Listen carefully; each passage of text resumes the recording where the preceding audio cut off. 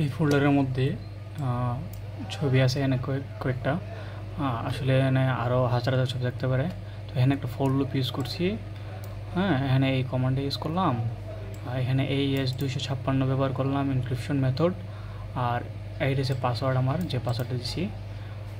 এখন এখানে যতগুলা পিকচার থাকবে, মানে এখানে এটা হচ্ছে জেপিজে, MP4 এখানে নাই, তবে যে যে এক্সটেনশনগুলোর যে ফাইলগুলোর আমি করতে চাই, ইনক্লুড করতে চাই, এখানে এগুলো অ্যাড করে দিলে হবে, স্টার্ট দিয়ে সেটা এটার এক্সটেনশনগুলো দিয়ে দিলে হবে। তারপরে পাসওয়ার্ডের মধ্যে যে পাসওয়ার্ড, আমার যে পাসওয়ার্ড আছে এই পাসওয়ার্ডটা দিয়ে দিলেই এখন আমি যা কিছু সবগুলো এনক্রিপ্ট করে নিব। ধরেন দিলাম আমি, হ্যাঁ, সবগুলোরে এনক্রিপ্ট করে নিয়েছি। এখানে কী বলছে, MP4 কোনো ফাইল অর্ডার ডিরেক্টরি নাই, সমস্যা নাই। আর এটা যে ডিক্রিপ্ট করতে চাই তাইলে আরেকটা কমান্ড আছে, ওটা দিতে হবে।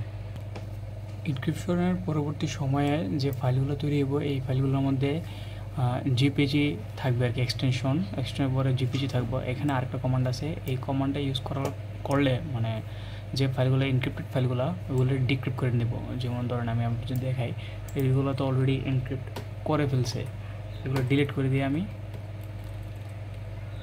ডিলিট করে দিলাম। এই 4টা ফাইল আছে, এই 4টা ফাইলে এখন আমি ডিক্রিপ্ট করবো, মানে এখানে জিপিজি এক্সটেনশন এখানে দিলাম যে for file in GPG extension.